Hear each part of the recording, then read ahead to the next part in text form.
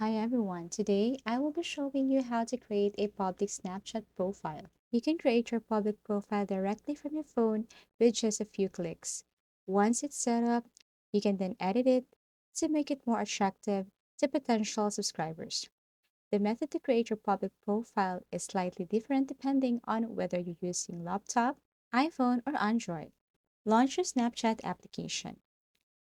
Scroll down to see the public profile section and then tap Create Public Profile.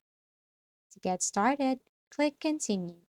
Read the instruction, and if you're happy to proceed, tap Create. Okay, so once you're done, you can now click My Public Profile and you can edit everything. For example, for your stories, you can save a story to your profile and you can just click any of these options here. You can choose from snaps or you can choose from camera roll. Everything is up to you.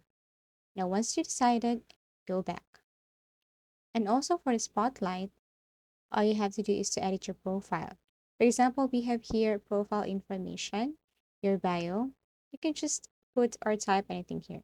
For example, even the best, fall down sometimes.